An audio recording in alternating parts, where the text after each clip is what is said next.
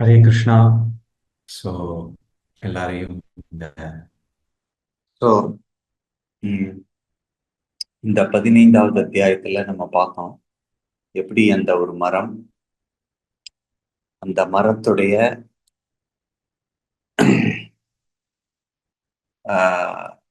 Position எப்படி தலைகீழாக உள்ளது.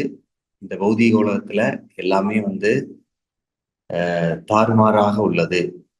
அதை எப்படி ஒருவன் ஆன்மீக உலகத்தை அடையலாம் அப்படின்னா, பௌதீக உலகத்துல இருக்கக்கூடிய பற்றுதல்களை அவன் விட வேண்டும் அப்படின்னு பகவான் அதை காண்கிறார், சொல்றாரு. அது நம்ம எப்படி அதை உருவாக்கிக்கலாம் அப்படின்னா, ஒருத்தர் அவர் பகவானுக்கு சரணாகதி அடைவதன் மூலமாக அவர் அடையலாம் அப்படின்னு சொல்றார். சோ அதை தொடர்ந்து இங்க ஆஹ் கிருஷ்ணர் இன்னொரு அடுத்த பாகத்துல சொல்றாரு. 15வது அத்தியாயத்துல ஒருத்தர் எப்படி ஒரு உடலை விட்டு இன்னொரு விடலுக்கு போகிறாருங்கிறது நம்ம பார்த்தோம். எப்படி அவர் அவருடைய ஆசைக்கு தகுந்தாற் போல அவருடைய அடுத்த உடம்பை அவர் படிய எடுக்கிறார் அப்படிங்கிறது பார்த்து, அதை தொடர்ந்து நம்ம பகவானின் உன்னதமான திவ்ய இயல்புகளை நாம் பார்த்தோம். சரிங்களா? சோ இப்ப நம்ம we are going to the 16ஆம் அத்தியாயத்துடைய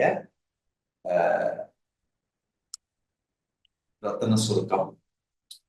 so இங்க 16ஆம் அத்தியாயத்திலிருந்து முதல் பாகத்துல என்ன கொடுக்கப்பட்டிருக்கு அப்படின்னா,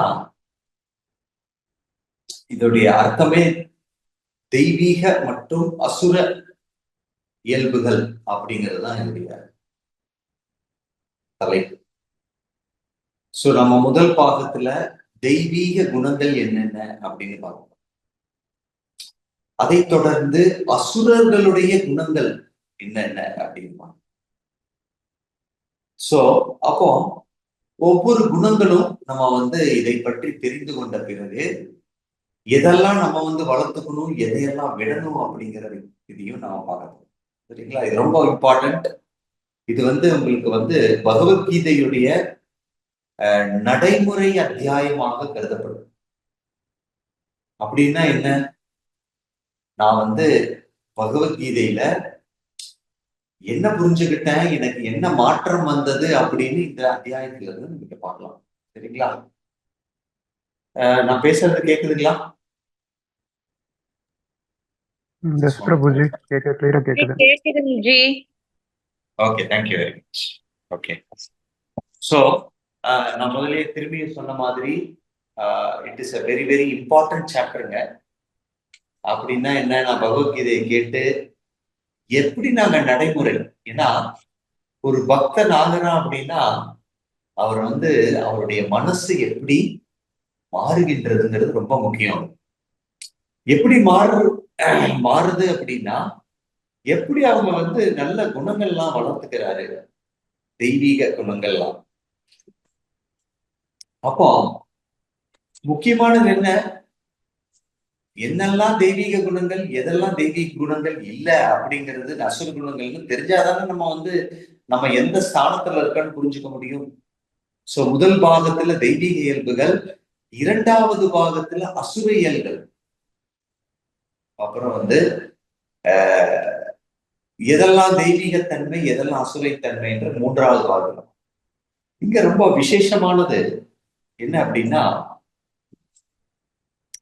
தெய்வீக இயல்புகள்ல பகவான் மூன்றே மூன்று இதுதான் காமிக்கிறார். ஆனா அசுர இயல்புகள் எத்தனை ஸ்லோகா இருக்கு பாருங்க, 16 ஸ்லோகங்கள் இருக்கு. சோ அப்ப பாத்துக்கோங்க, இந்த பௌதீக உலகமே எதிர்மறையான உலகம், நெகட்டிவ். அப்ப பகவத்கீதை என்றால் எப்படி நெகட்டிவ விட்டுட்டு எப்படி பாசிட்டிவ் எடுக்கும், அத நம்ம பார்க்கலாம். சோ அத்தியாயம் 16 தெய்வீக மற்றும் அசுர இயல்புகள். இதுதான் வந்து அத்தியாயத்துடைய தலைப்பு. Okay, can you go to next slide? இதுதான் வந்து அத்தியாயத்துடைய தலைப்பு. இங்க பாத்தீங்களா, ஒரு பக்கம் வந்து ஒரு மனிதனுடைய தெய்வீக சாத்வீகமான குணங்கள், இன்னொரு பாகத்துல அவர் வந்து அசுரனாக இந்த ஒரு இயல்புகளை. சோ அடுத்த ஸ்லைட்ல இப்ப வந்து யார் நல்லவர்கள, தேவர்களா அசுரர்களா அப்படின்னு நீங்க கேட்டீங்கன்னா, go to the next slide. இப்போ தேவர்கள் அசுரர்களுக்குள்ள வித்தியாசம் என்னங்க அப்படின்னா, ஆக்சுவலா தேவர்களும் பக்தர்கள் தான். ஆனா அந்த தேவர்கள் வந்து பௌதீக ஆசைகள் உள்ள பக்தர்கள். எனக்கு வந்து நான் பௌதீக ஆசையை வளர்த்துக்கணும்னு தான் தேவர்கள். அசுரர்களுக்கும் ஆசை இருக்குங்க, தேவர்களுக்கும் ஆசை இருக்கு, பௌதிக ஆசை. ஆனா ரெண்டு பேருக்கும் வித்தியாசம் என்ன அப்படின்னா, தேவர்கள் வந்து அந்த ஆசைய விதிமுறைகளுக்கு தகுந்தாற் போல அனுபவிப்பாங்க. விதிமுறைகளுக்கு எதிர்மறையாக அனுபவிக்க மாட்டாங்க. சரிங்களா? அவங்க வந்து புலன்களை திருப்திப்படுத்தணும்னுப்பாங்க. பட் ஆனா சாஸ்திரங்கள்ல எதெல்லாம் கரெக்டு எதெல்லாம் தப்பு அப்படிங்கறத தெரிஞ்சுக்கிட்டு அதன்படி நடத்துவாங்க. அசுரர்கள் அப்படி கிடையாது. அவங்க என்ன நினைக்கிறாங்களோ அதுதான் கரெக்ட். சரிங்களா? சோ அதனால இப்ப நீங்க சொல்லுங்க, உங்களுடைய சாட் பாக்ஸ் எழுதுங்க, நீங்க சொல்லுங்க, தேவர்கள் நல்லவர்களா அசுரர்கள் நல்லவர்? எஸ், ஆப்வியஸ், கரெக்டுங்களா? தேவர்கள் தான். ஏன்னா அவங்க வந்து முறையீடான புலன்பத்துல ஈடுபடுறாங்க. அது மட்டும் கிடையாது, அவங்க வந்து அப்படி ஒரு ஆசைகள் இருந்தாலும் தன்னுடைய வாழ்க்கையில் தன்னலமற்ற வாழ்க்கையை வாழ்கின்றார்கள் தேவர்கள். அசுரர்கள் வந்து தன்னை நடுநிலைப்படுத்திய வாழ்க்கையை அசுரர்கள் வாழ்கின்றார்கள். இப்போ இந்த ஒரு சின்ன கதை இதன் சம்பந்தப்பட்டு என்னன்னா, ஒரு நாள் வந்து எல்லா அசுரர்களும் பிரம்மாவை போறாங்க கிட்ட. இந்த மாதிரி எங்களுக்கு ஒரு கேள்வி, நாங்க சிறந்தவர்களா தேவர்கள் சிறந்தவர்களா? எல்லாரும் தேவர்கள் தேவர்கள் தான் சொல்றாங்க, தயவு செய்து எங்களுக்கு இத வந்து கொஞ்சம் சொல்லுங்க அப்படின்னு சொல்லி பிரம்மா கிட்ட போறாங்க. அப்போ பிரம்மா வந்து இவங்க வந்து தேவர்கள்னு சொன்னா இவங்க என்ன சொல்ல போறாங்கன்னு தெரியல, சரி இவங்களுக்கு ஒரு சின்ன பரீட்சை வைக்கலாம் அப்படின்னு சொல்லி ஒரு பெரிய விருந்து கொடுக்குறாங்க. சரிங்களா? அந்த விருந்துல எல்லாரையும் உட்கார வச்சு இலையெல்லாம் போட்டு நல்லா கல்யாண சாப்பாடு மாதிரி எல்லாம் போடுறாங்க. ஆனா இப்ப என்ன சொல்றாரு, ஃபர்ஸ்ட் அசுரர்களுக்கு இந்த பரீட்சையை கொடுக்குறாங்க. சரிங்க, அசுரர்களை எல்லா அவங்களுடைய கைகளை எல்லாத்தையும் கட்டிடுறாங்க. இங்க பாத்தீங்களா, வலது பக்கத்துல ஒரு படம் இருக்கு. ஒவ்வொருத்தருடைய கையிலையும் நீட்டி வச்சு ஒரு கட்டைய வச்சு கட்டிட்டாங்க. தெரியுதுங்களா? இப்போ சாப்பிடுங்கன்னு சொல்லிட்டாங்க. ஓகே, இப்ப எப்படி சாப்பிடுவாங்க? சாப்பிட முடியுங்களா? முடியாது. எப்படி சாப்பிடுவீங்க? நீங்க வந்து கையில சாப்பாடு எடுத்துடலாம், பட் வாய்க்குள்ள போட முடியுமா? ஏன்னா கை நீட்டி கட்டியாச்சு இல்லைங்களா? இவங்க வந்து வாயெல்லாம் போட்டு நேரா சாப்பிட்றாங்க. அப்புறம் சரி அப்படின்னு சொல்லி முயற்சி பண்ணி அந்த கையில இருந்து சாப்பாடை எடுத்து வாய்க்குள்ள போட பாக்குறாங்க.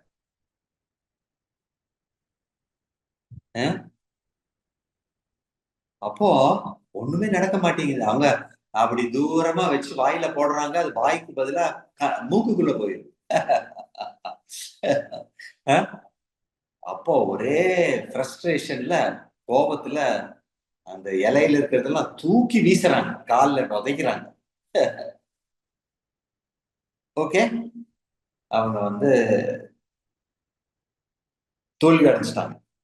இப்ப என்ன பண்ணாங்க, அசுரர்கள் தேவர்களை உட்கார வச்சு சாப்பாடு போடுறாங்க. அப்ப இந்த தேவர்கள் என்ன பண்ணாங்க, ஒவ்வொருத்தரும் என்ன பண்றாங்க, எதிரா உட்கார்ந்துக்கிட்டு அவங்க என்ன பண்றாங்க, இலையில இருந்து எடுத்து எதிரில இருக்கிறவருக்கு ஒருத்தர் போடுறாரு, இன்னொருத்தர் என்ன பண்றாரு, அவர் கையில இருந்து எடுத்து இன்னொருத்தருக்கு போடுறாரு. கடைசியில நிம்மதியா சாப்பிடுறாங்க. புரிஞ்சதுங்களா? இதுல இருந்து என்ன புரிஞ்சது,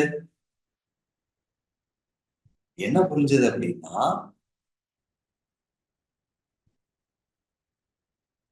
தேவர்கள் தன்னலமற்றவர்கள், பகவானுக்காக சேவை புரிபவர்கள். அசுரர்கள் தன்னலம் வாய்ந்தவர். அப்ப இதுல இருந்து புரிஞ்சுக்கலாம் யார் நல்லவர்கள். சரிங்களா? இப்போ இப்போ ஒருத்தர் சொல்லலாம், இந்த பண்புகளை எல்லாம் நான் எப்படிங்க வளர்த்துக்கலாம்? அது வந்து எல்லாம் அப்ப வளர்த்துக்க முடியாதுங்க, அது இயற்கையா பிறப்பாலேயே நான் பூர்வ ஜென்மத்துல நான் எந்த மாதிரி இருந்திருக்கணும் அந்த மாதிரி அப்படின்னு சில பேர் சொல்லலாம். அப்ப சில பேர் சொல்லலாம் இது வந்து சேர்க்கைங்க அப்படின்னா நம்ம வந்து அதை வளர்த்து கொள்ள வேண்டும் அப்படின்னு சில பேர் சொல்ல. சில பேர் சொல்லலாம் இது வந்து நீங்க எப்படி ஒரு கலாச்சாரத்துல எப்படி நீங்க வளர்றீங்க அப்படிங்கிறத வச்சு நம்ம வந்து தெரிஞ்சுக்கலாம் அப்படிங்கிறது நம்ம. சோ இது நம்ம பார்க்கலாம் எப்படி இது வந்து, இது எல்லாமே மூணுமே காம்பினேஷனுங்க. இது ஒண்ணுதான்னு கிடையாது, பெரும் வழிகள் இது மூணுமே. பிறப்பினால் அவன் வந்து நல்ல தாய் தந்தையர்கள் மூலமாக நற்குணங்களை வளர்த்து அவருக்கு இருக்கக்கூடியது அந்த பண்புகள். ஒண்ணு வந்து தன்னுடைய முயற்சியினால் அவன் வளர்த்து கொள்ள முயற்சிக்கிறான். அதையும் தொடர்ந்து கலாச்சாரத்துல அற்புதமாக அவருக்கு பயிற்சி கொடுக்கப்பட்டு இதை வளர்த்துக்கக்கூடிய ஒரு வழிகளையும் கொடுக்கிறார். சோ ஒரு தெய்வீக குணம் பார்க்கலாம். இப்ப அதுக்கு முன்னாடி நான் ஒரு கேள்வி கேட்கிறேன், எத்தனை பேருக்கு அர்ஜுனனை போன்று வாழ வேண்டும்னு விரும்புறீங்க? எத்தனை பேருக்கு துரியோதனை போன்று வாழ வேண்டும்னு விரும்புறீங்க? Can you just text in? How many of you want to?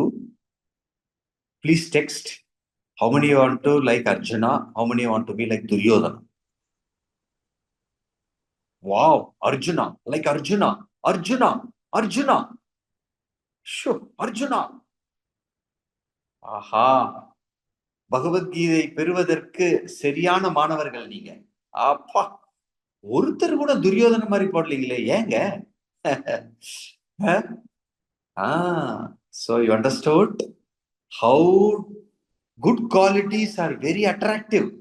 நற்குணங்கள் எப்படி ஒருவனை கவரக்கூடியது அப்படிங்கிறது பாத்தீங்களா? Nobody wants to be like Duryodhana, but ஆனா நம்ம துரியோதன மாதிரி நடந்துக்கிறோம் இல்லையா? கர்வத்தோட இருந்தாரு, எதையும் கொடுக்க மாட்டேன்னாரு, பொறாமையா இருந்தாரு, கொல்றதுக்கு முயற்சித்தாரு. கரெக்டுங்களா? சோ லெட் அஸ் see தெய்வீக குணங்கள் அசுரங்கள். இன்ட்ரெஸ்டிங் என்னன்னா, ஒருத்தர் கூட துரியோதனன் எழுதல. ரொம்ப இன்ட்ரெஸ்டிங்கா இருக்குங்க. So it is a very very important this chapter. இங்க பாத்தீங்கன்னா இது அசோகவனத்துல ராமச்சந்திர பகவான் வந்து ஹனுமான வந்து அனுப்புறாரு அவர் வர்றதுக்கு முன்னாடி. உங்களுக்கு எல்லாம் ராமாயணம் தெரியும் இல்லையா? அவர் அனுப்புறார். அப்படி அனுப்பும்போது சீதையை கண்ட பிறகு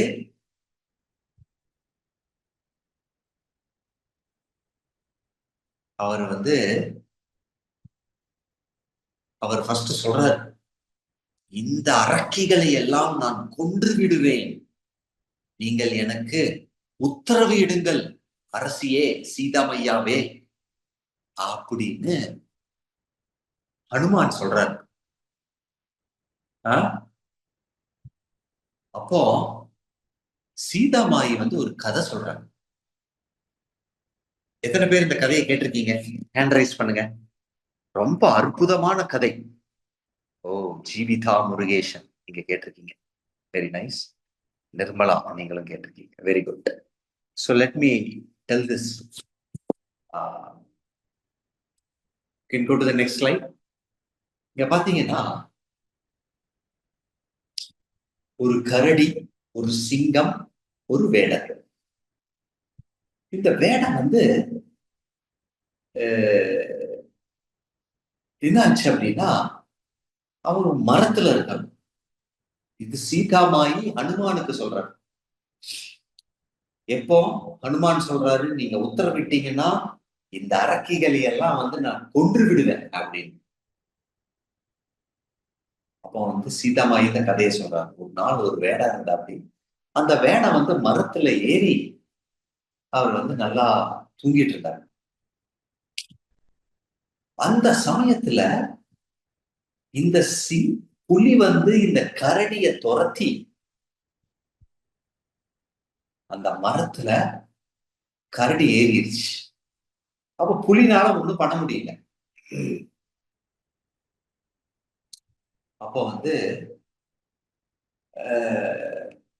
இந்த புலி அந்த கரடி கிட்ட சொல்லுது, சரி சரி நான் உன்னை வெட்டுறேன், நீ என்ன செய்ய, அந்த மரத்துல அந்த வேடா இருக்கான் பாத்தீங்களா, அவனை நீ தள்ளி விட்டுரு, அவன் தூங்கிட்டு இருக்க, அவனை தள்ளி விட்டுரு. அப்புறம் நான் அவனை அந்த வேடனை சாப்பிட்டுட்டு நான் உன்னை விட்டுறேன், உன்னை நான் இறையா எடுக்க மாட்டேன், என்னுடைய கோட்டா இன்னைக்கு கிடைச்சிருச்சு, நான் போயிடுறேன், சரியா? சரின்னு சொல்லி அப்ப கரடி சொல்லுது, ஐய அதெல்லாம் தப்பு, அப்படிலாம் பண்ணக்கூடாது. அது எப்படி அவன் பாவம் அப்படி பண்ணிட்டு இருக்கா, அப்படி அவன் எனக்கு இந்த மரத்துல வர்றதுக்கு அடைக்கல மாதிரி கொடுத்துருக்கான், அப்படி நான் அப்படியெல்லாம் செய்ய மாட்டேன் அப்படின்னு சொல்லிடுறேன். அந்த வேடம் தூங்கி எந்திரிச்சதுக்கு அப்புறம் பாக்குறான் கரடியர். அப்ப இந்த சிங்கம் அந்த வேடம் கிட்ட சொல்லுது, அந்த கரடியை தள்ளி விடுப்பா, நான் சாப்பிட்டுட்டு நான் போயிட்டே இருக்கேன், உன்னை வெட்டுறேன். அந்த வேடம் என்ன பண்ணா, அந்த கரடியை தள்ளி விட்டுட்டான். அச்சோ, அந்த கரடி நினைச்சது, அச்சோ நான் உன்னை காப்பாத்தணும், என்ன மாதிரி மனுஷன்டா அப்படின்னு சொல்லி கஷ்டப்பட்டு மறுபடியும் அந்த புலி துரத்தி மறுபடியும் அந்த மரத்து மேலே ஏறிட்டான். இப்போ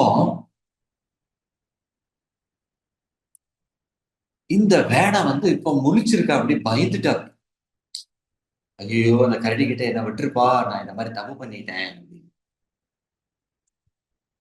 சோ அந்த கரடி கடைசியில அந்த கரடி கிட்ட புலி சொல்லுது, சரி இப்பவாவது ஒரு புத்தியை வச்சுக்கோ, அந்த வேடம் உனக்கு என்ன பண்ணான், உன்னை தள்ளி விட்டா இல்லையா, இப்ப நீ உன்னை காப்பாத்திக்கோ, மறுபடியும் தள்ளி விடு.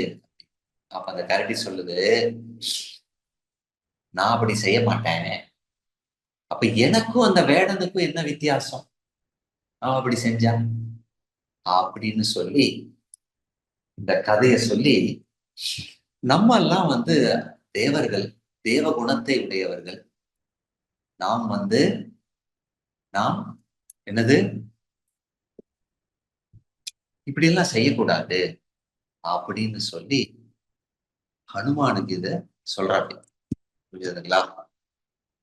சோ இதுல இருந்து என்ன புரிஞ்சது, தேவ குணம் என்பது மிகுந்த அற்புதமான நற்குணங்கள். அது என்னென்னு பார்க்கலாம். கபில முனி இது அற்புதமா தன்னுடைய தாய்க்கு விவாதத்துல ஆன்மீக ஞானம் போதனை செய்யறதுல கொடுக்கிறார். திதிக்ஷஸ்வகாருணிக சுஹிருதம் சர்வதேகினா அஜாத சத்ரவ சாந்தா சாதவ சாது பூஷணம். ஒரு சாது என்பவன் என்னது மிகுந்த பொறுமையோட இருக்கிறாரு, சரிங்களா? அப்புறம் இந்த சாது எப்படி மிகுந்த மறப்போம் மன்னிப்பையும் என்ற தன்மையை பெற்றுள்ளார். அவனுக்கு எதிரி யாரும் இல்லை. அவர் மிகுந்த அமைதியுடன் சாந்தமானவர். இப்படிப்பட்டு அவர் ரொம்ப அற்புதமாக சொல்றாரு. சோ இன்னொரு படம் பிரபு பேரட்டோட ஒரு படம் இருக்கு, அது காமிங்களேன். S, thank you. இங்க பாத்தீங்கன்னா கிளிகள் இருக்கு, மேல திருடன் இருக்கு, அப்படி கீழே ஒரு சாது இருக்கு. ஒரு கதை இருக்கு. இந்த ஒரு கிளி விக்கிரம இந்த கிளிய 2 கிளி வச்சிருந்தாங்க, 2-3 கிளி. அதுல ஒரு கிளி ஒரு திருடன் எடுத்துட்டு போயிட்டான். இன்னும் 2 கிளிகள் இந்த சாதுக்களோட போயிடுச்சு. அப்புறம் கொஞ்ச நாள் கழிச்சு திருடனோட போன கிளி அந்த திருடன் மாதிரியே செய்ய ஆரம்பிச்சு. யாராவது கவனம் இல்லாம இருந்தாங்கன்னா போய் அதை எடுத்துட்டு போயிடும். அது பேசுறதெல்லாம் ரொம்ப அசிங்கமா பேசும். கிளி இனிமையா பேசணும் இல்லையா? திருடனோட சகாவாசத்துல அசிங்கமா பேசுச்சு. அந்த சாது கிட்ட போன கிளிகள்லாம் ரொம்ப அருமையா பேசிச்சாமா. அந்த சாதுவோட எல்லா குணங்களையும் இந்த மற்ற கிளிகளுக்கு கிடைச்சது. சோ இந்த நற்குணங்களை நாம் எப்படி வளர்த்துக் கொள்ளலாம் என்றால் நம்மளுடைய சத்சங்கத்தின் மூலமாக. பிராகிருதி புருஷோஸ்தி பிராகிருதி சஜன் குணான் காரணம் குணசங்கஸ்ய சத்ஜன்மயோனிஷு. பகவான் 13ஆம் அத்தியாயத்தில் 22வது ஸ்லோகத்துல இத சொல்றாரு. நேத்து நம்ம பார்த்தோம். பகவான் என்ன சொன்னாரு? அர்ஜுனா, இந்த 14ஆம் அத்தியாயத்திற்கான மூலம் என்னது? இந்த 14வது அத்தியாயத்துக்கான மூலம் 13ஆம் அத்தியாயத்தில் உள்ளது. காரணம் குணசங்கஸ்ய சத் அசத் ஜென்ம யோனிஷு அப்படின்னு, சரிங்களா? அதனால நீங்கெல்லாம் ஒரு உண்மையான நேர்மையான ஒரு முடிவு எடுத்திருக்கீங்க. என்னது? சத் சங்கத்துல எடுத்துக்கணும். 18 நாள் பகவத்கீதையை கேட்கணும். பக்தர்களை பற்றி, பக்தர்களுடைய சங்கத்துல இருந்து நான் பகவானை பற்றி கேட்க வேண்டும் அப்படின்ற புத்திசாலித்தனமானவும் தெய்வீகமான முடிவை எடுத்துள்ளீர்கள். வாழ்த்துக்கள். ஹரே கிருஷ்ணா. ஓகே. சோ அடுத்தது பகவான் 16.1 இருந்து 16.3 வரைக்கும் நற்குணங்களை சொல்றார். அற்புதமா புருஷோத்தமரான முழுமுதல் கடவுள் கூறினார், அச்சமின்மை, தனது நிலையை தூய்மைப்படுத்துதல், ஆன்மீக ஞானத்தை விருத்தி செய்து கொள்ளுதல், தானம், சுய கட்டுப்பாடு, யாகம் செய்தல், வேதங்களை கற்றல், தவம், எளிமை, அகிம்சை, வாய்மை, கோபத்தில் இருந்து விடுபட்ட தன்மை, துறவு, சாந்தி, குற்றம் காண்பதில் விருப்பமின்மை, எல்லா உயிர்களின் மீது கருணை, பேராசையில் இருந்து விடுபட்ட தன்மை, கண்ணியம், வெட்கம், மன உறுதி, வீரம், மன்னிக்கும் தன்மை, தைரியம், தூய்மை, பொறாமையின்மை, மரியாதை எதிர்பார்க்காமல் இருத்தல் ஆகிய தெய்வ குணங்கள் பரதனின் மைந்தனே தெய்வீக இயல்புடைய உன்னதமான மனிதரின் சார்ந்தவை. சோ பார்த்துக்கோங்க, அற்புதமா பகவான் 3 ஸ்லோகத்தில் சொல்லியிருக்காரு. நான் பேசினது எல்லாமே, நான் சொன்னதெல்லாம் இதுல இருக்கு. மன்னிக்கும் தன்மை, தூய்மை, பொறாமையின்மை, பேராசையிலிருந்து விடுபட்ட தன்மை, இதெல்லாம் ரொம்ப முக்கியமானது. சோ பெரும் பக்தர்கள் ஒவ்வொருத்தரும், உதாரணம் பிரகலாதனுடைய வாழ்க்கையில இந்த எல்லா குணங்களையும் நீங்க பார்க்கலாம். அவருடைய அப்பாவே மன்னிச்சாருங்க. எப்படி எப்படி அப்பாவே கொண்டாருங்க, கொண்ட முயற்சிச்சாரு. நரசிம்மதேவ் வந்து காப்பாத்தினாரு. என் அருமை பக்தனே, என்ன வேணும் சொல்லு அப்படின்னாரு. எனக்கு ஒண்ணும் வேண்டாம், என் அப்பாவை வந்து வெற்று பாவம், அவருக்கு முக்தி கொடுக்குறாரு. இந்த மாதிரி யாராவது புண்ணியாத்மா பார்த்திருக்கீங்களா இந்த உலகத்துல? இதுதாங்க தெய்வீக இயல்புகள். சோ அப்படி இந்த தெய்வீக இயல்பு can you go to the next slide. என்ன கொடுத்திருக்கு அப்படின்னா, பிரம்மச்சாரி, கிருஷ்ணர் வந்து இதை சொல்றாரு. பிரம்மச்சாரிகள், கிரகஸ்தர்கள், வானப்பிரஸ்தர்கள், சன்னியாசிகள், இந்த அவங்களுக்கெல்லாம் எந்த மாதிரி குணங்கள் அப்படின்னா, ஒரு பிரம்மச்சாரி வந்து குருகுலத்திற்கு சென்று சாதுக்களுடைய சத்சங்கத்தில இருந்து ஆன்மீக குணத்தை எல்லாம் பெற்று அவர்கள் இதை வளர்த்து கொள்வதற்கு உற்சாகமாக இருக்கின்றார். அதுதான் பிரம்மச்சாரி. ஏன்னா வருணாசிரம தர்ம முறைன்னு அந்த காலத்துல எல்லாம் அப்படிதான் வகுக்கப்பட்டது. இப்பதான் பாத்தீங்கன்னா ஜாதின்னு இருக்கு. நீ இந்த ஜாதி, நீ இந்த ஜாதி, இந்த ஜாதின்னு பிறப்பான இப்படி பண்றாங்க. ஆனா வந்து அந்த காலத்துல வந்து பகவான் சொல்றாரு, சதுர்வர்ணம் மயா சிஷ்டம் குணகர்ம விபாகஷம். ஒருவனுடைய குணத்திற்கும் கர்மத்திற்கும் தகுந்தாற் போல அவனுக்கு வந்து என்னது, வர்ணங்கள் கொடுக்கப்பட்டிருக்கு. வர்ண ஆசிரமம். இப்ப நம்ம பார்க்கக்கூடியது வந்து வர்ணங்கள்.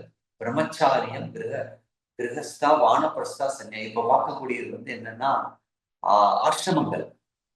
ஒருவனுடைய வாழ்க்கையில ஒரு மனிதனாக பிறந்தவன் இந்த மாதிரி ஆசிரமங்கள இருப்பார். அப்படிப்பட்ட பிரம்மச்சாரிக்கு வந்து இந்த நற்குணங்கள் சொல்லிக் கொடுக்கப்பட்டு அவன் வளர்த்தி கொள்ள விரும்புகின்றான். அடுத்த ஒரு கிரகஸ்தன் வந்து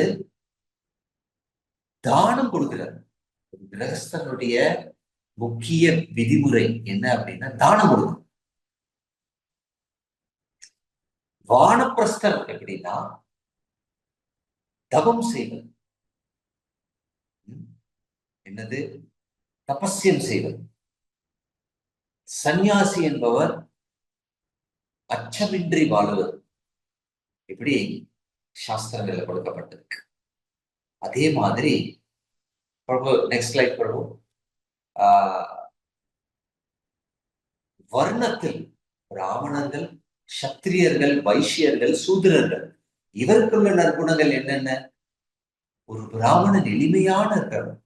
அவர் வந்து அவருக்கு யாரும் தானம் கொடுக்குறான்னு வைங்க. இப்ப வந்து அவருக்கு வந்து திடீர்னு 1 லட்சம் ரூபாய் கிடைக்குது.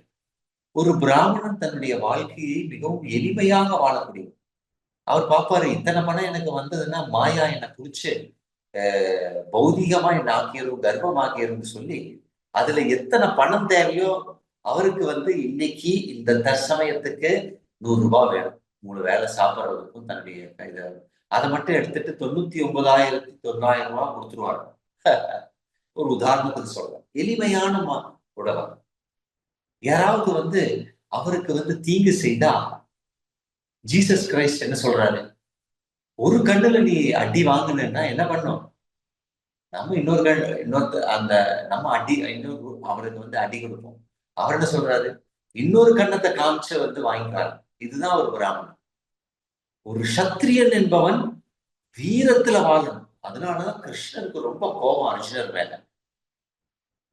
நீ ஒரு சத்திரியன், நீ வந்து தீவிரமா நீ சண்டை போடணும். ஆனா நீ வந்து ஒரு பிராமணனை போன்று ஐயோ நான் இவனுக்கு வந்து இப்படி எல்லாம் செய்யணுமா அப்படின்னு சொல்லி கோழை மாதிரி வாழ்றாரு அப்படின்னு சொல்றாரு. சரிங்களா? சத்திரியன். வைசியர்கள் வந்து தூய்மையாக உள்ளவர், சூத்திரர்கள் மரியாதையை எதிர்பார்க்காமை அவங்க வந்து வேலை செய்யணும். இதை பற்றி நீ கொடுத்துருக்கீங்க. இப்போ வந்து இது வரைக்கும் நம்ம வந்து பகவான் ரொம்ப சுருக்கமா தெய்வீக இயல்களை கொடுத்திருக்காங்க. Next slide please. அசுர இயல்புகள் மற்றும் செயல்கள் 4ல இருந்து 20 வரைக்கும் கொடுக்குறாரு. சரிங்களா? நம்ம பார்க்கலாம் என்னன்னு. நீங்க வேணா முடிஞ்ச நோட்ஸ் எடுப்போம். Next slide please. என்ன சொல்றாரு பகவான்?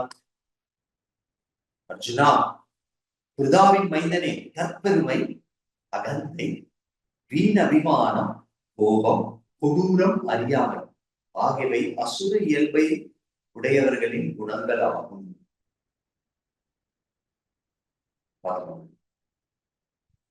இதெல்லாம் யார்கிட்ட பாத்தீங்க? இரண்யகசிபு, ராவணன், துரியோதனன் இல்லைங்களா? அவருக்கு தற்பெருமை, நான் தான் பெரிய ஆகிறது, அவர் எல்லாரும் பெருமையா சொல்லணும், அகங்காரத்தோட இருந்தார். நான் வந்து அர்ஜுனனுக்கு ஒண்ணுமே கொடுக்க மாட்டேன் அப்படின்னு சொன்னாங்க. சரிங்களா? அப்புறம் வந்து வீண் அபிமானம், கோபம், கொடூரம், எப்படி கொடூரப்படுத்தினாங்க இல்லையா? ஒரே குடும்பத்துல பிறந்தவங்களுக்கு இப்படி எல்லாம் செய்வாங்க. அப்புறம் அறியாமை, கண்மூடித்தனமா இருந்தார் துரியோதன். ரைட்டுங்களா? இதெல்லாம் அசுர இயல்புடையவர்களின் குணமாகும்.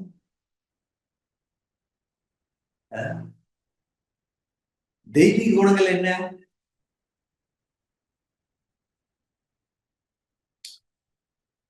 பாண்டுவின் மைந்தனே, கவலைப்பண்ணி தெய்வீக குணங்களுடன் பேர்ந்துள்ளாய். என்ன சொல்றாரு? அசுர குணங்கள் நமக்கு பந்தப்படுத்தும், ஆனா தெய்வீக குணங்கள் நம்மளை முக்தி தரக்கூடியவையா, முக்தி கொடுத்துரும். அசுர குணங்கள் நம்மளை மேலும் மேலும் பந்தப்படுத்தும் அப்படின்னு நீங்க வந்து பகவான் சொல்லு. செயல்முறை பயன்பாடு என்னது? சீரான இடைவெளியில் சுய பரிசோதனை அவசியம்.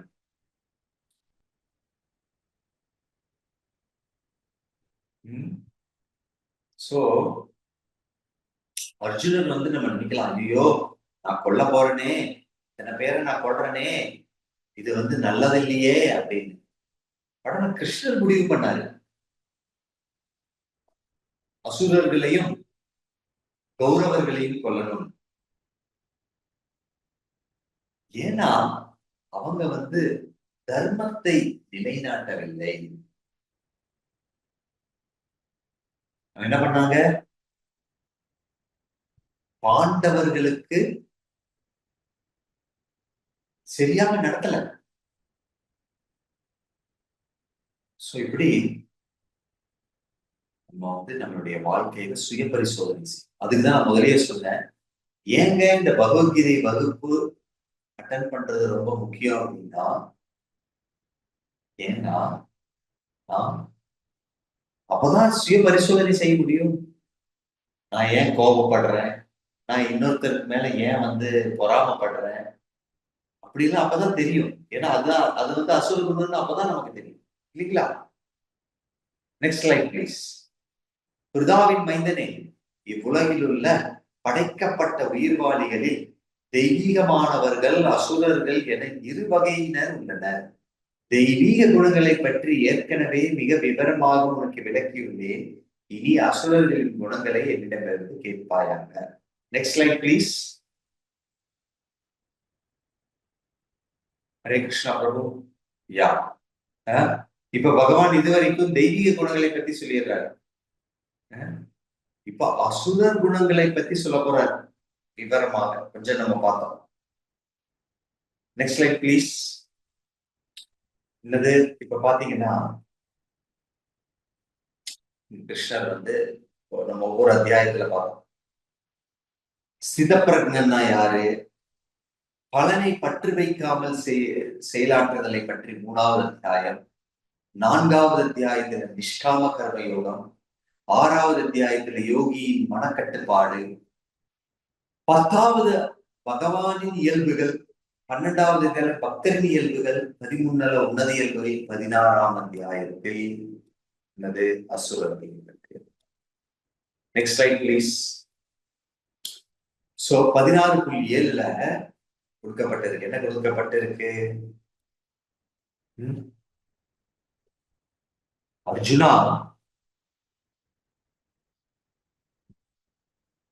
அசுரத்தன்மை உடையவர்கள் என்ன செய்ய வேண்டும் என்று, என்ன செய்யக்கூடாது என்றும் அறிவதில்லை.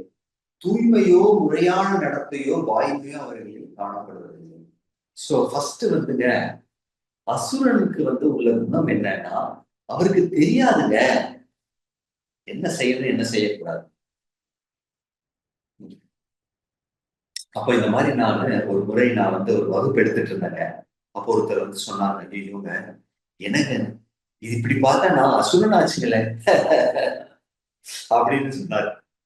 ஆமாங்க, எல்லாரும் இந்த பகவத்கீதை வகுப்பு அட்டன் பண்றதுக்கு முன்னாடி அசுரமா தான் இருந்தோம் அப்படின்னு. அந்த மாதிரி நம்ம அறியாமையில இருக்கோங்க. ஏன்னா நம்ம ஸ்கூலுக்கு போய் படிச்சு பிஹெச்டி எல்லாம் வாங்கிடணும். ஆனா நல்ல குணம் என்ன கெட்ட குணம் என்னன்னு எனக்கு தெரியாது. ஏன்னா பகவத்கீதை யாருன்னு எனக்கு சொல்லி கொடுத்தாங்க? அது மட்டும் கிடையாது, தம குணத்துல இருக்காங்க, அறியாமை இல்லை. அதனால தூய்மை இல்லை, முறையான நடத்தை இல்லை, வாய்மை இல்லை, பொய் சொல்றது, இதெல்லாம் ரொம்ப ரொம்ப நல்லது கிடையாது. So this is very very important. அடுத்ததுல சொல்றார், அவர்கள் இவ்வுலகம் பொய் என்றும் அஸ்திவாரம் இல்லாதது என்றும் கட்டுப்படுத்தும் கடவுள் எவரும் இல்லை என்று கூறினார். காம இச்சையால் உண்டாக்கப்பட்டதாகவும் காமத்தை தவிர இதற்கு வேறு காரணம் இல்லை என்றும் அவர்கள் சொல்கின்றனர். காமம் என்பது இது நம்ம நினைக்கிறோம், பொதுவா காமம்னா எதிர்பால் ஒரு ஆண் பெண்ணின் மேல் உள்ள கவர்ச்சி, ஒரு பெண் ஆணின் மேல் உள்ள கவர்ச்சி அப்படின்னு நம்ம நினைக்கலாம். அது காமம். அப்படி கிடையாதுங்க. காமம் என்பது நான் அனுபவிக்க வேண்டும் அப்படிங்கிறது, கிருஷ்ணரை விட்டு நான் அனுபவிக்க வேண்டும் என்று நினைப்பதே காமமாக கருதப்படுகிறது. புரிஞ்சுங்களா? இப்படி இவங்க இந்த அசுரர்கள் எல்லாம் யாரு அப்படின்னா, இந்த உலகம் எல்லாம் பொய்ங்க, அனுபவிச்சுட்டே இருங்க, இது எல்லாம் ஒரு அஸ்திவாரமே இல்லை அப்படின்னு நினைப்பாங்களாம். அது மட்டும் கிடையாது, கடவுள் இல்லைன்னு நினைப்பாங்களாம். பாருங்க, யார் அசுரர்கள். அப்போ கடவுள் இல்லைன்னு யாரு சொல்றாங்களோ அவங்க அசுரர்கள்ங்க. அவங்க நான் ஒரு முறை நம்ம நினைக்க கூடாதுங்க, அசுரர்கள்லாம் 2 பல்லு வச்சுக்கிட்டு உடம்புல இருக்க எல்லாம் குடியெல்லாம் கொம்பு மாதிரி இருக்குங்க அப்படின்னு. இல்லைங்க, நான் ஒரு நாள் ஒரு டாக்டரை பார்க்க போயிருந்தேன். He's a urologist. எனக்கு ஒரு டிஃபிகல்ட்டி இருந்ததுன்னு. அப்போ ஏதோ ஒரு பேச்சுவார்த்தை வந்த போது நான் திலக்கம் எல்லாம் போட்டிருந்தேன். நான் பார்த்துட்டு, நீங்க இஸ்கான் டிவோட்டிங்களா அப்படின்னு. ஓ, உங்களுக்கு பகவான் மேல நம்பிக்கை இருக்கு, ஆனா பகவான் தான் இல்லைங்க அப்படின்னாரு. அவர் எம்பிபிஎஸ், எம்டி, எஃப்ஆர்சிஎஸ், டிஎம்சிஹெச் என்னென்னமோலாம் படிச்சிருக்காரு. என்ன உபயோகங்க? அவர் சொல்றாரு, கடவுள் இல்லை. இதுதாங்க very unfortunate situation. Okay, so I have to go little faster. நீங்க கொஞ்சம் ஒரு 5 நிமிஷம் 10 நிமிஷம் எக்ஸ்ட்ரா எடுத்துக்கலாம். ஏன்னா கொஞ்சம் ஸ்லைட் எல்லாம் ப்ராப்ளம் ஆச்சு இல்லைங்களா? Okay, so can you go to the next one Prabhu? So next slide. So அதனால இந்த கர்ம காண்டத்துல 4 புருஷ அர்த்தங்கள் இருக்குங்க. என்ன அப்படின்னா, தர்மார்த்த காம மோட்சம். சோ வேதத்துல ஏன் பகவத்கீதை ரொம்ப முக்கியம்னு கவனமா கேளுங்க. வேதங்கள்ல போனீங்கன்னா கிருஷ்ணர் கிடைக்காதுங்க. ஏன்னா வேதத்துல நீ தர்மத்தை பண்ணு, உன்னுடைய தர்மத்தை பண்ணி நீ அர்த்தத்தை அனுபவ பெற்று உன்னுடைய காம இச்சையை அனுபவித்துக் கொள் அப்படின்னு என்னது வேதங்கள் சொல்லிக் கொடுக்குது. என்னங்க வேதங்கள் வந்து பகவான் தானே கொடுத்தாரு, ஏன் இப்படி கொடுத்தாரு? ஏன்னா வேதங்கள் வந்து வெளிப்படையாக இருப்பவர்களுக்கு அந்த மாதிரி கொடுக்கப்பட்டிருக்குங்க. ஆனா அர்ஜுனன் கிட்ட கிருஷ்ணன் சொல்றாரு, திரைகுண்ய விஷயா வேதா விஷ்திரைகுண்ய பவர்ஜுனா நித்ய சத்வஸ்தோ நிர்யோக க்ஷேம ஆத்மவான்.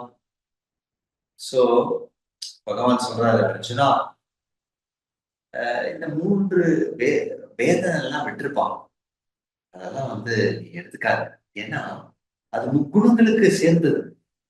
அது வந்து காம இச்சைகளை எல்லாம் தீர்த்துக்கிறதுக்கு வாய்ப்புகளை எல்லாம் கொடுக்கவும் செய்யும். பட் அது வந்து நம்மளுடைய பக்திக்கு சாதகம் இல்லை அப்படின்னு பகவான் சொல்லுவோம்.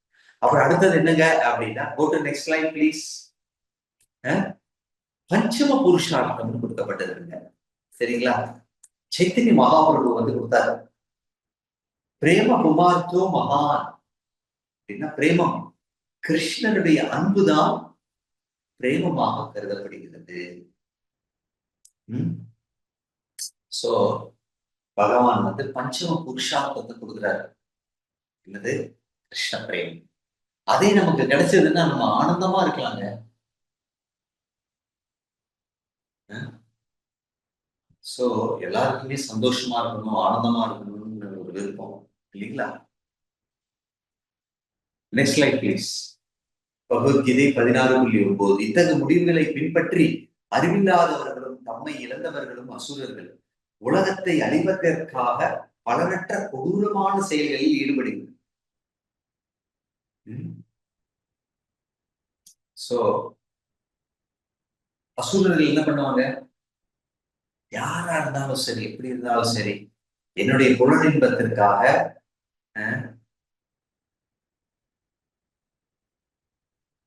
உலகத்தை அழிக்கிறதுக்கு தயாரா இல்லைங்களா? இப்ப பாத்தீங்கன்னா ஆட்டம் பாம், நியூக்ளியர் பாம் எல்லாம் தெரிஞ்சு வச்சிருக்கேன். இவ்வளோ அசுரத்தனம் இல்லையா? அது போடுறதுல அப்பாவி மக்கள்கள் எவ்வளவு பேர் அழிக்கப்படுறாங்க. சோ இப்படி பகவத்கீதை சொல்லப்படுது. சோ நம்ம அடுத்ததுல இந்த மாதிரி பாத்தீங்க அப்படின்னா வெவ்வேறு நாடுகள் இப்படி நம்ம பார்க்கலாம். சோ அசுரத்தன்மையுடன் எண்ணுகிறான். Next slide please. 15-18 வரைக்கும் கொடுத்திருக்கு. என்று என்னிடம் இவ்வளவு சொத்து உள்ளது, எனது திட்டங்களின்படி நான் நிறைய லாபம் அடைய போகிறேன். தற்போது இவ்வளவு என்னுடையதாக இருக்கின்றது, எதிர்காலத்தில் இது மேன்மேலும் பெருகும். அவர் என்னுடைய எதிரி, அவனை நான் கொன்றுவிட்டேன், என்னுடைய மற்ற எதிரிகளில் கொல்லப்படுவார். இப்படி நானே எல்லாவற்றின் இறைவன், நானே அனுபவிப்பாளன், நானே பக்குவமானவனும் பலமுடையவனும் மகிழ்ச்சியானவனும் ஆவேன். செல்வாக்கு மிக்க உறவினர்களால் சூழப்பட்ட மிகப்பெரிய செல்வந்தன் நானே. என்னை போன்று சக்தியுடையவனும் மகிழ்பவனும் வேறு யாரும் இல்லை. நான் யாகங்கள் செய்வேன், தானங்கள் கொடுப்பேன், இவ்வாறு இன்பமாக இருப்பேன். இவ்விதமாக அந்த மக்கள் அறியாமையினால் மயக்கப்பட்டது. இதெல்லாம் கொஞ்சம் படிச்சீங்கன்னா, என்னடா கிருஷ்ணர் என்ன சொல்றாரே அப்படின்னு நீங்க நினைப்பீங்க. எல்லாரும் இந்த மாதிரிதாங்க. இன்னைக்கு நான் வந்து பேங்க் பேலன்ஸ் இவ்வளவு வச்சிருக்கேன், நாளைக்கு இன்னும் நல்லா பேங்க் பேலன்ஸ் வைக்கிறேன்னா அசுரத்தன்மை. அப்புறம் வந்து நீ வந்து எனக்கு எதிரியா, உன்னை கொண்டுட்டுதான் நான் என்னோட வேலை. என்னங்க இந்த உலகத்துல எல்லாருமே அப்படிதான் இருக்காங்க, இது அசுரத்தன்மைங்களா? ஆமாங்க, பகவான் இப்படி சொல்றாரு, நான் சொல்லல. Okay, next slide please. 21வது ஸ்லோகத்துல பகவான் சொல்றாரு, கோபம், காமம், பேராசை ஆகியவை, நெக்ஸ்ட் ஸ்லோகா ப்ளீஸ், நரகத்திற்கு கொண்டு செல்லும் 3 கதவுகள் ஆகும். இவை ஆத்மாவை அழிவு பாதையில் நடத்துவதால் ஒவ்வொரு அறிவுள்ள மனிதனும் இவற்றை துறக்க வேண்டும். காம குரோத மோக. இது வந்து நரகத்திற்கு போகக்கூடிய 3 வழிகள் சொல்லப்படும். ஒருத்தர் வந்து ரொம்ப காமம் இச்சையுடன் இருக்கார் அப்படின்னா அவர் வந்து நரகத்துக்கு தான் போவார். ஏன்னா அவர் அந்த மாதிரி செயல்கள் செய்ய போறார். ஒருத்தர் கோபமா இருந்தார் அப்படின்னா நரகத்துக்கு போவார். ஏன்? அந்த கோபத்துல அவர் வந்து கொன்னுருவாருங்க. ஈவன் புத்தியை மறைத்து விடும். அடுத்தது பேராசைங்க. பேராசையில் இருக்கும்போது என்ன, இதை நான் அடைஞ்சே தீருவேன் அப்படி இல்லைங்களா? இவங்கெல்லாம் வந்து அரக்கர்களாக சொல்லப்படுகிறார். பிரபு ஹரே கிருஷ்ணா. அச்சுத பிரபு, please be attentive. People are missing what I'm reading. Okay, so அடுத்தது 16.23. ஓகே, இதை படிச்சுக்கோங்க. காமம், கோபம், பேராசை ஆகியவற்றை நரகத்திற்கு 3 கதவுகளா. அடுத்த ஸ்லோகம். சோ 16.23 சாஸ்திர விதிகளை புறக்கணித்து தனது மனம் போல போக்கில் செயல்படுபவன் பக்குவத்தையோ சுகத்தையோ பரம இலக்கையோ அடைகிறது. சோ ஏங்க இந்த பகவத்கீதா வகுப்பெல்லாம் படிச்சு பாகவதம் பகவத்கீதை எல்லாம் படிக்கணுங்க? ஏதாவது இந்த ஏஐ பத்தி சொல்லி கொடுங்க, ஏதாவது அதெல்லாம் பண்ணா அட்லீஸ்ட் காசாவது சம்பாதிக்கணும் இல்லைங்களா? யா, we can do it. But சாஸ்திர விதிகள் எல்லாம் தெரிஞ்சுக்கல அப்படின்னா நம்ம மனம் போன போக்கில செயல்படுவாங்க. சுகமா இருக்க மாட்டோம், பக்குவத்தை அடைய மாட்டோம், பரம இலக்கையும் நாம் அடைவோம். Next slide please. அதனாலதான் நம்மளுடைய அரசாங்க இதுல 144 செக்ஷன். இது என்னங்க யாருக்கா தெரியுமா? இது என்னங்க, நான் அதெல்லாம் பண்ணலாம், நான் அதுல எல்லாம் ஆகல, அதனால எனக்கு ஒண்ணும் தெரியாது அப்படின்னு நீங்க நினைக்கணும். அப்படின்னா criminals are arrested under 144 section as per the law. சரிங்களா? சோ என்னது சட்டத்துல இருக்கு, இந்த மாதிரி ஒருத்தர் வந்து நீ கொண்டுட்ட அப்படின்னா உன்னை நான் தூக்கு தண்டனை, நீ இதை திருடிட்ட உன்னை நாங்கள் 10 வருடம் இதுல இருக்கோம் இல்லைங்களா? இப்படி அதை போய் சொல்லலாம். இல்லைங்க சாரிங்க அப்படின்லாம் நீங்க பண்ண முடியாது, எனக்கு தெரியாதுங்க, நீங்க வந்து எனக்கு சொல்லவே இல்லைங்களே. ஒருத்தனை கொன்னா நீங்க வந்து சிறையில போடுவீங்க, அவருக்கு தெரியலன்னா சட்டாங்க அரசாங்கம் என்னங்க பண்ணும் இல்லைங்களா? சோ அந்த மாதிரி அறியாமை தப்பிக்கிறதுக்கான வழி இல்லைங்க. Okay, next slide please. 16.24 எது கடமை என்றும் எது கடமை இல்லை என்றும் சாஸ்திரங்களின் விதிகளால் ஒருவன் புரிந்து கொள்ள வேண்டும். படிப்படியாக ஏற்றம் பெறுவதற்கு இத்தகைய சட்ட திட்டங்களை அறிந்து அவன் செயல்பட வேண்டும். சரிங்களா? சோ இதுவும் இம்பார்ட்டன்ட்டுங்க. எது நான் செய்யணும், எதை செய்யக்கூடாது அப்படின்னு சாஸ்திரங்களை கொடுத்துருக்கு. அதுக்குதான் நாங்க சொல்றோம் பகவத்கீதையை அட்டன் பண்ணுங்க, 18 நாள் பண்ணுங்க. இல்லைங்க நான் பிஸிங்க, நான் வேலைக்கு போகணும், அதை செய்யணும், இதை செய்யணும், வாழ்க்கை ஃபுல்லா இதையே தான் பண்ணிட்டு இருக்கோம். நம்ம 18 நாள் 1 மணி நேரம் நமக்கு கொடுக்கறதுக்கு கடினமா? ஆமாங்க, கடினம். அப்ப யார் இளப்பாலி? இலவசமா வகுப்பு கொடுக்குறோங்க. அட்லீஸ்ட் நீங்க வந்து இத்தனை பே பண்ணுங்க, இந்த கோர்ஸுக்கு இவ்வளவு ஃபீஸ், அதெல்லாம் கிடையாது. ஏன்னா இது சமுதாயத்துல முக்கியமான செயல். இன்னைக்கு நம்மளுடைய வகுப்புல யாரோ கேட்டாங்க, என்னங்க பைபிள்ல இவ்வளவு இருக்கு, குரான்ல இவ்வளவு இருக்கு, அவங்க எல்லாம் அதை படிக்கிறாங்க, நம்ம ஆளுங்க இதெல்லாம் பண்ண மாட்டேங்கிறாங்க அப்படின்னு. அதுக்குதான் நாங்க இதை செய்யறோம். எல்லாருக்கும் இந்த வாய்ப்பை கொடுக்க வேண்டும், நம்மளுடைய கடமை இது. சரிங்களா? Next slide please. So real vaccination, நமக்கு உண்மையான தடுப்பு ஊசி எது அப்படின்னா பகவானின் நாமம். சைத்தன்ய மகாபிரபு அற்புதமாக ஒரு பாடலை கொடுத்திருக்காங்க, ஜீவ் ஜாகோ கோரா சிந்த போலே அப்படின்னு. அப்படின்னா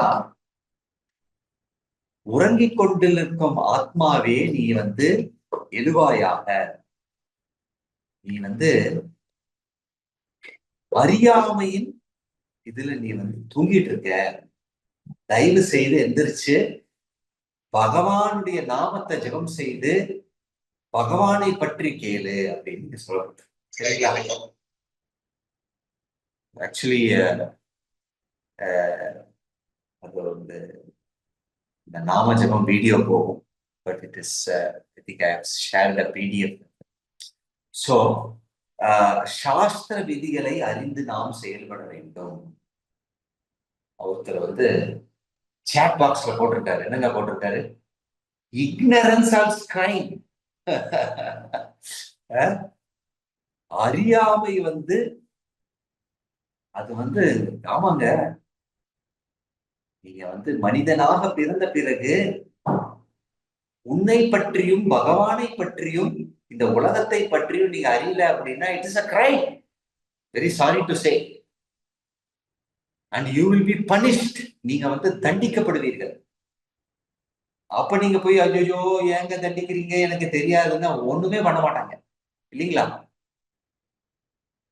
நீங்க வந்து கோர்ட்ல இருக்கீங்க, எது திருடிட்டீங்க, இந்த திருட்டுக்கு இவ்வளவு தண்டனைன்னு உங்களுக்கு தெரியாது. இப்போ ஜட்ஜு சொல்றாரு, என்னது, உனக்கு கடும் தண்டனை, 10 வருடம் தண்டனை, 10 லட்சம் ரூபாய் அபராதம். என்ன சார் எனக்கு தெரியாது சார்னு விட்டுருவாரா? அந்த தெரியாதுக்கு என்ன பண்ணுவாரு? 20 வருஷம் பண்ணிடுவாரு. ஓகே. ஸோ எனிவே, இப்படி 16ஆம் அத்தியாயத்துடைய சுருக்கம், ரத்தன சுருக்கம். சரிங்களா? இந்த ரத்தன சுருக்கத்தை பார்த்தோம். என்ன கொடுக்கப்பட்டிருக்கு? முதல் பாகத்துல பகவான் வந்து 26 தெய்வீக இயல்புகளை ஒரே ஷாட்ல சொல்லிட்டார் 3 ஸ்லோகத்துல. அதை தொடர்ந்து அசுர மற்றும் இயல்புகளை பற்றி விளக்குகிறார். அதை தொடர்ந்து தெய்வீகத்தன்மையா அசுரத்தன்மையா, எப்படி அசுரனாக இருக்கக்கூடிய எங்க போவார் அப்படிங்கிற பற்றி, அசுரராக உள்ளவர்கள் என்னென்ன, இந்த காமம், குரோதம், பேராசை, சாஸ்திரங்களை பற்றி அறியாமல் இருப்பது, இதெல்லாம் வந்து மிகுந்த தீவிரமான தண்டனை இயற்கையில இருந்து நமக்கு கிடைக்கும். சரிங்களா? Hare Krishna Hare Krishna Krishna Krishna Hare Hare, Hare Rama Hare Rama Rama Hare Hare. Thank you Achyuta Periya Prabhu for sharing the slides. Hare Krishna. So நான் வந்து ஒரு 7 நிமிஷம் எக்ஸ்ட்ரா எடுத்துக்கிட்டேன். So let us go back to the question answer time. Yes, now the time for questions. Hare Krishna.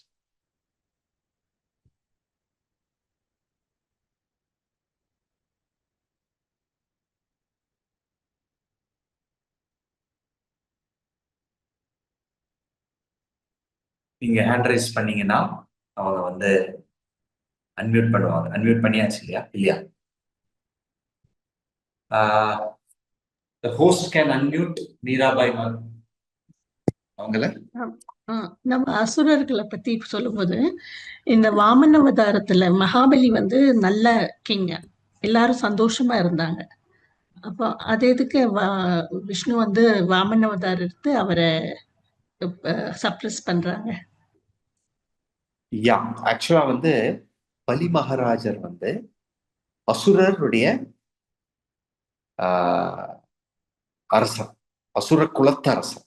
ஏன்னா அவர் வந்து அவருடைய தாத்தா வந்து ஹிரண்யகசிப்பு, ஹிரண்யகசிப்பு அப்புறம் வந்து அவருக்கு மகனாக பிரகலாதன், பிரகலாதனுடைய மகன் விரோச்சனன், விரோச்சனுடைய மகன் யாரு? பலி மகாராஜர். இப்போ அவர் ஏன் வந்து அப்படி பகவான் வந்து வர்றாரு அப்படின்னா, Achyuta Prabhu, can you control Because if you unmute everybody, everybody will start unmuting. Can you mute everybody? Yeah. Don't unmute them without I finishing it. Thank you, bro. So, Bali, or make me host, Prabhu, please. I will do the service.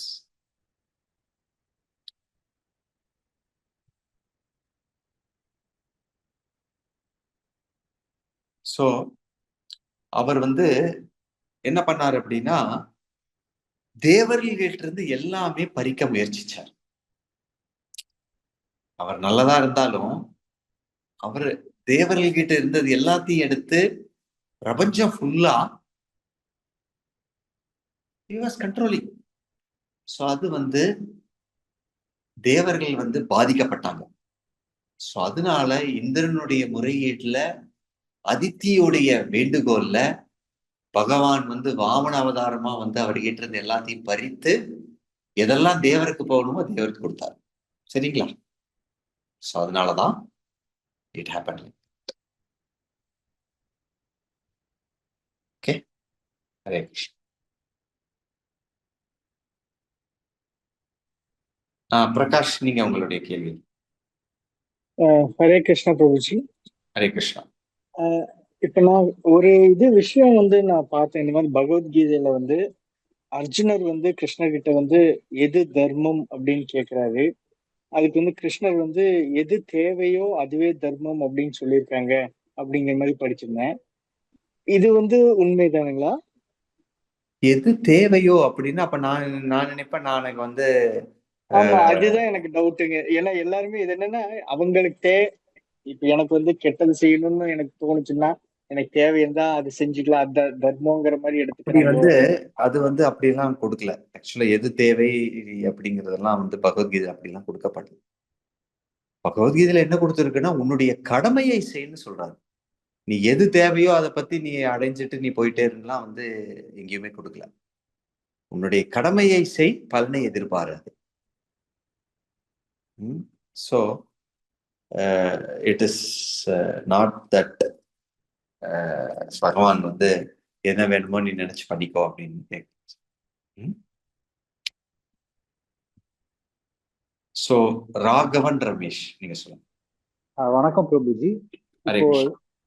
இப்போ தெய்வ பண்புகள்லயும் காமங்கிற வார்த்தை வருது, அதுக்கு என்ன அர்த்தம்? அது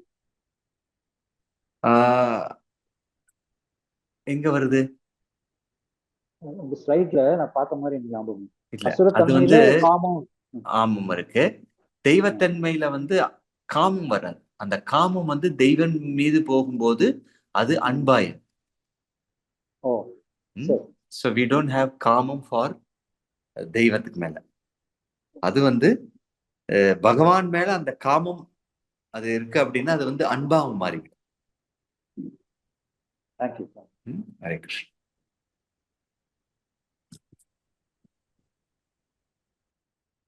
வேறு யாராவது யாருக்கா கேள்வி கேட்கணும் அப்படின்னா நீங்க வந்து அன்மியூட் பண்ணுங்க. நீங்க ஹேண்ட் ரைஸ் பண்ணுங்க, உங்களை அன்மியூட் பண்ணுங்க. மீரா பாய், ஒரு நிமிஷம். அன்மியூட். இந்த சான்ஸ்கிரிட்ல ஸ்லோகங்கள் எல்லாம் இருக்கு இல்லையா? இப்ப சான்ஸ்கிரிட் தெரியாது எனக்கு. அப்ப அது படிக்கும்போது அது பொருள் மட்டும் படிச்சுட்டே அப்படியே போயிடலாமா? இல்லைன்னா சான்ஸ்கிரிட் கத்துக்கிட்டு அதுக்கு படிச்சா நல்லா இருக்குமா அப்படின்ட்டு? ஆக்சுவலா வந்து சான்ஸ்கிரிட் நமக்கு படிக்கணும்னு தேவையில்லை இந்த ஆத்மீக ஞானத்தை புரிந்து கொள்வதற்கு.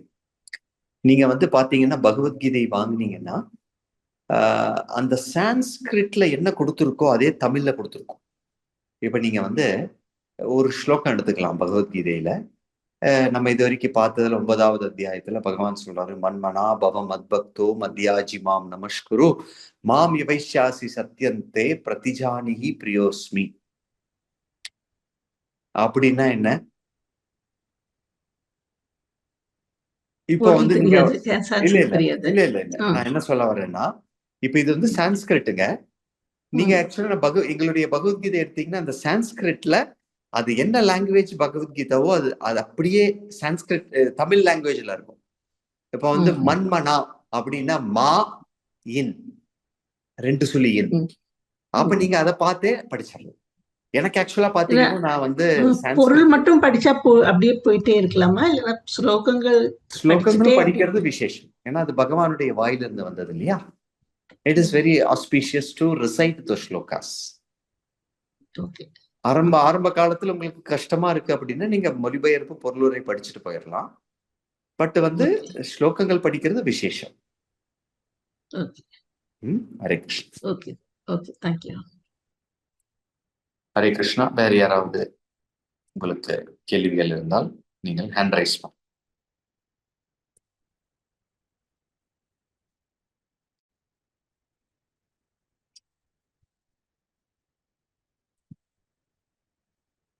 எஸ் லதா மேடம் சொல்லுங்க. ஹரே கிருஷ்ணா ஜி. ஹரே கிருஷ்ணா. ஜி இப்போ நம்ம சாஸ்திரத்து படி இப்போ ஒருத்தங்க தப்பு மேல தப்பு செஞ்சுட்டே இருக்காங்க, அது நம்ம ஒவ்வொரு இடத்துலயும் பார்த்துட்டே இருக்கோம். அது அங்க பாயிண்ட் அவுட் பண்ணி நம்ம சொல்லலாமா, இல்ல அது வந்து நம்ம சொல்லக்கூடாதுன்னு சொல்லி ஸ்கிப் பண்ணி போலாங்களா ஜி? அதனால நமக்கு பாவம் வந்து சேருமா? ஆக்சுவலா வந்து இது எந்த ஸ்தானத்துல இருக்கீங்கன்னு, ஃபார் எக்ஸாம்பிள் நீங்க வந்து ஒரு தாயா இருக்கீங்க, ஒரு தந்தையா இருக்கீங்க. அப்ப நீங்க வந்து ஒரு பையன் வந்து தப்பு பண்றான், திருடுறான். அப்ப அவன்கிட்ட போய் ஐயோ வந்து எப்படிதான் சொல்றது திருடுறது அப்படின்னு நினைச்சீங்கன்னா you will get reaction because you have to take care of the childs growth இல்லையா? ஆமா ஜி. அப்ப இதே உதாரணத்துக்கு வேற யாரோ பண்றாங்க, இங்கேயோ இருக்கிறவங்க, இல்ல உங்களோட பியர் லெவல், நீங்க வந்து ஆபீஸ்ல இருக்கீங்க, உங்களோட கொலீகு, இல்ல அப்படின்னா உங்களுடைய ஃபார் எக்ஸாம்பிள் சகோதரரா இருக்கீங்க, இல்ல உங்க மூத்த சகோதரரா யாரா இருக்காங்க, அவர் தப்பு பண்றாரு அப்படின்னா நீங்க வந்து அந்த மூத்த சகோதரர் தப்பு பண்ணும்போது போய் நீ பண்ணாத அப்படின்னு சொன்னா அடிச்சு போட்டுவோம் இல்லையா? ஏன்னா வந்து அவர் நீ எனக்கு அப்புறம் பிறந்தவன், நீ எனக்கு சொல்லி கொடுக்குறியா அப்படின்பா. அப்போ அங்க கொஞ்சம் புத்தி யூஸ் பண்ணணும். அதுக்குதான் சாஸ்திரங்கள்லாம் படிச்சு நீங்க சாஸ்திரங்களை கேட்டீங்கன்னா ஹரே கிருஷ்ணா ஜெபம் பண்ணும்போது பகவான் நமக்கு சொல்லிக் கொடுப்பாரு எப்படி எதை பண்ணணும் எது சரிங்களா? எப்படி பாவம் நமக்கு வந்து சேருமா அப்படிங்கிற ஒரு டவுட் தான் ஜி. சொல்லலாமா சொல்ல அதுக்குதான் நீங்க ஒரு பொறுப்புணர்வுல இருக்கீங்க அப்படின்னா அந்த இடத்துல நீங்க திருத்தாம இருந்தீங்கன்னா அதுக்கு பாவம் வரும். அதனால பகை உண்டானாலும் நமக்கு ஒண்ணு பாவம் வந்து சேராதா ஜி? யா பட் என்ன பண்றது, நீங்க தாயா இருக்கீங்க, உங்களுடைய டாக்டர் வந்து தப்பு பண்றா அப்படி. இப்போ வந்து ஃபார் எக்ஸாம்பிள் ஒரு தாய் இருக்கா அப்படி, ஒரு பொண்ணு வந்து ஏதாவது ஒரு பையனோட இது பண்ற அப்படி, அஃபேர் வச்சிருக்கா அப்படி, அது வந்து நீ வந்து சொன்னா வந்து அவன் என்ன நினைக்க போறா அப்படின்னு நினைச்சீங்கன்னா என்ன ஆகும்? உங்களுடைய வாழ்க்கையும் வேஸ்டா போயிடும், அவளோட வாழ்க்கையும் வேஸ்டா போயிடும். கண்டிப்பா ஜி. அப்போ வந்து அவ வந்து ரொம்ப தீவிரமா அந்த பையன் மேல ஒரு விருப்பம் இருக்கு அப்படின்னா வந்து உங்களையே என்ன வேணா பண்ணிடலாம் அப்படின்னாலும் நீங்க வந்து பயந்துகிட்டு நீங்க வந்து சொல்லாம இருக்கவும் முடியாது. கரெக்டுங்களா? கண்டிப்பா ஜி. சோ அந்த மாதிரி சூழ்நிலைக்கு தகுந்தாற் போல நம்ம வந்து அதுக்காக சாஸ்திரங்களை படிச்சு அது பகவானுடைய அடைக்கலம் எடுத்தோம்னா பகவான் வந்து நமக்கே அந்த அறிவு கொடுப்பாரு. Okay G. Okay G. நன்றி ஜி. ஹரே கிருஷ்ணா. ஓகே இந்திராணி நீங்க சொல்லுங்க. I have unmuted Indrani. Pranam பிரபு. ஹரே கிருஷ்ணா. பிரணாம் பிரபு. ஹரே கிருஷ்ணா. இப்ப நம்ம வெளி உலகத்துல நம்ம பார்க்கும்போது அது நிறைய பீப்புள் கூடி இருக்கிற இடத்துல பார்க்கும்போது சில பேர் பார்த்தீங்கன்னா ரொம்ப கம்போஸ்ட் மைண்டா இருப்பாங்க, எதையுமே நிதானமா செய்வாங்க, அவங்களுக்கு வந்து ஒரு அடக்கமா எதையுமே செய்றாங்க. சம் பீப்புள் படபட படபடன்னு கொஞ்சம் அவசரம், நிதானம்னா என்னன்னே தெரியாம அந்த மாதிரி குணங்களோட இருக்காங்க இல்லைங்களா? அப்போ வந்து இதெல்லாம் வந்து படைப்பு வந்து பிறக்கும் போதே இதெல்லாம் கிருஷ்ணர் இந்த மாதிரி படைச்சிடுறாரா, இல்ல இது நாமளா ஏற்படுத்திக்கிற குணங்களா? அப்புறம் இன்னொன்னு என்னன்னா, சைக்கலாஜிக்கலாவே விமென் வந்து கொஞ்சம் எமோஷ்னலி வேவியா இருக்கு அவங்க மைண்ட் இல்லையா அந்த மாதிரி. ஆனா மென்க்கு வந்து கம்போஸ்டா இருக்குல்ல, அப்ப இந்த குண வேறுபாடு வந்துருது இல்ல அந்த மாதிரி வேவியா இருக்கும்போது மைண்டு. இது நீங்க என்ன சொல்றீங்க? எப்படி நம்ம கம்போஸ்டா வச்சுக்கிறது நம்ம மைண்ட? இல்ல இது கூட கடவுளோட ஒரு வரமா? யா ஸோ ஃபர்ஸ்ட் கேள்விக்கான பதில். இப்போ ஒருத்தர் நீங்க சொல்றீங்க ரொம்ப அடக்க உடக்கமா, ரொம்ப எதுவுமே பேசாம அப்படியே ரொம்ப சாத்வீகமா ஏதாவது நடந்தாலும் பெருசா எடுத்துக்காம இருக்காரு. எப்படி இருந்தா அப்படின்னா ஆக்சுவலா ஒண்ணு அவருடைய பூர்வ கடவுள் கொடுக்கறதுன்னு கிடையாது. ஆக்சுவலா கடவுளுடைய அனுகிரகம் இல்லாம எதுவும் நடக்காது. பட் ஆனா அவர் பூர்வ ஜென்மத்துல அந்த மாதிரி வாழ்ந்திருக்காரு. ஒருத்தர் ரொம்ப படிப்பறிவுடன் இருக்காருன்னு வைங்க, நல்லா எதை படிச்சாலும் பக்கு பக்குன்னு படிக்கிறாரு, அதை நல்லா உள்வாங்கி கொள்றாரு, அற்புதமா விளக்கம் கொடுக்கிறாரு, இப்படி ஒரு ஆளை பாக்குறீங்க. அப்ப அது எப்படிங்க நீங்க இந்த மாதிரி பண்றீங்கன்னா அவருடைய பூர்வ ஜென்மத்து கர்ம வினை. ஒருத்தர் பதபதபடான்னு செய்யறாரு, அவர் இப்படி பண்றாரு அப்படின்னா பூர்வ ஜென்மத்துல அந்த மாதிரி குணங்களை வளர்த்து வச்சிருக்காரு.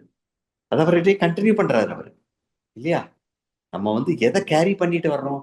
சாதாரணமா நம்ம நினைக்கிறோம் இந்த பௌதீகத்துல இருக்கக்கூடிய விஷயங்கள் எல்லாம் நான் எடுத்துட்டு போவேன்னு நினைக்கிறோம். நீங்க அந்த நாடகம் பாத்தீங்களா? அந்த ராஜா அந்த முட்டாளுக்கு சொல்றாரு, உன்னோட ஒரு பெரிய முட்டாளுக்கு நீ இந்த இத என்ன குச்சியை கொடுறா அப்படின்னு. நீங்க பாத்தீங்களான்னு தெரியல.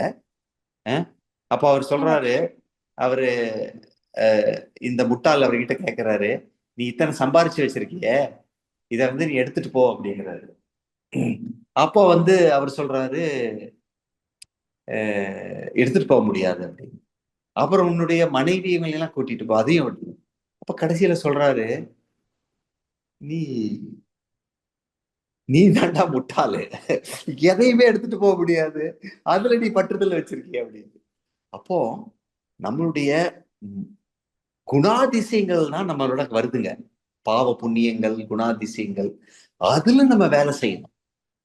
What is going to come with me, we have to work on it. கரெக்ட்டுங்களா? ஸோ அதனால we have to start working on our qualities. That is why I said இந்த அத்தியாயம் ரொம்ப முக்கியமான அத்தியாயம்.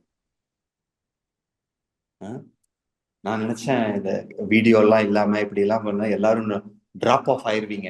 நீங்க ரொம்ப எல்லாருமே உற்சாகமா 65 பேரும் உற்சாகமா இருந்தீங்க. இந்த மாதிரி ஆவலா இருக்கணும். நான் கிருஷ்ணரை பத்தி தெரிஞ்சுக்கணும், கிருஷ்ண பக்தியை தெரிஞ்சுக்கணும், வேதங்களை தெரிஞ்சுக்கணும், எது நல்லது எது கெட்டது இதெல்லாம் நடிச்சுக்கிட்டு பகவான் கிட்ட வேண்டி நற்குணங்களை வளர்த்துக்கணும்னு உற்சாகமா இருக்கணும். புரியுதுங்களா? இயற்கையே அப்ப ஏன் விமனை மட்டும் அப்படி வேவரி மைண்டோட படைச்சிருக்கு? மென்ன அது ஒரு நிமிஷம் தப்பா தெரியுது.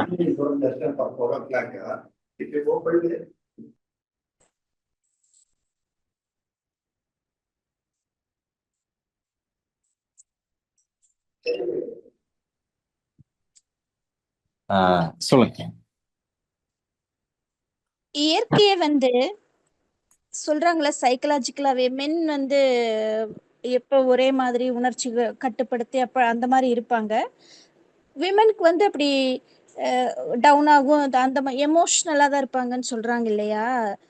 அது ஆக்சுவலா பாத்தீங்கன்னா அது சாஸ்திரங்கள் என்ன கொடுத்திருக்கு அப்படின்னா, ஒரு ஆத்மா ஆண் உடம்புல இருக்கும்போது இட் இஸ் மோர்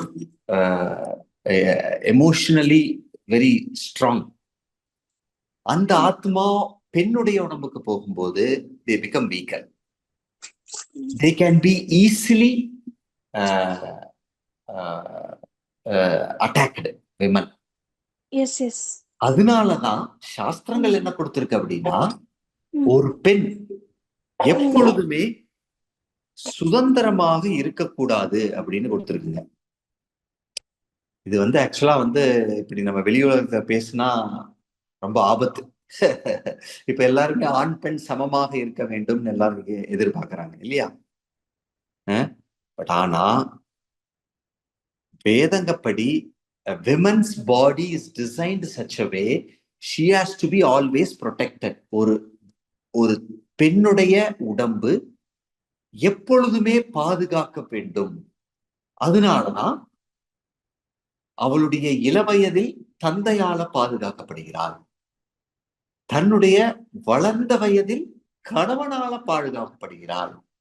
தன்னுடைய முதிர்ந்த வயதில் தன்னுடைய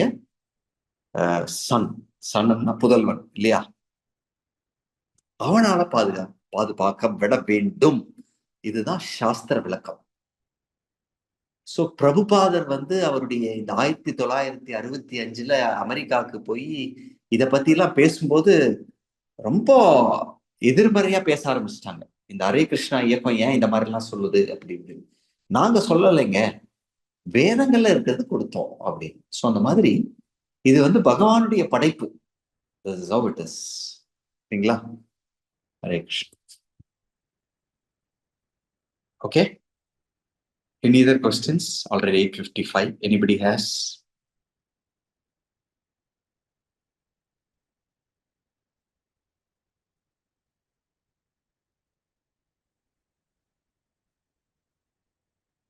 What is the meaning of Brahma in lotus from Bhagavan's Navi?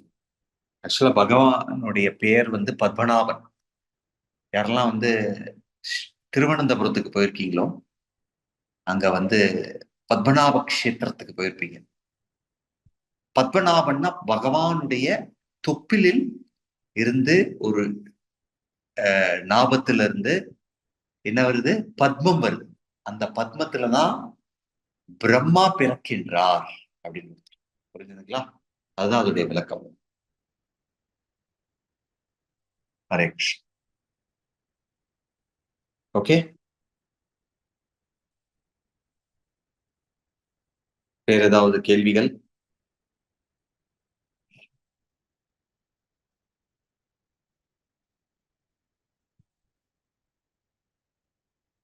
Okay, thank you all for joining. நீங்க அரௌண்ட் 85% வகுப்புகளை நீங்கள் வெற்றிகரமாக நீங்க கலந்துக்கிட்டீங்க. நீங்க இன்னும் 2 அத்தியாயங்கள் இருக்கு, வெள்ளி சனி. சோ எல்லாரும் உற்சாகமாக கலந்து கொண்டு நீங்கள் பயன்பெறுமாறு நாங்கள் கேட்டுக்கொள்வோம். ஹரே கிருஷ்ணா ஹரே கிருஷ்ணா கிருஷ்ண கிருஷ்ணா ஹரே ஹரே, ஹரே ராம ராம ராமா ஹரே ஹரே. ஹரே கிருஷ்ணா. தேங்க்யூ. நாளை நாம் மறுபடியும் 7:30 மணிக்கு 17வது நாள் 14ஆம் அத்தியாயத்தை கேட்பதற்காக நாம் மறுபடியும் இணைவோம். ஹரே கிருஷ்ணா.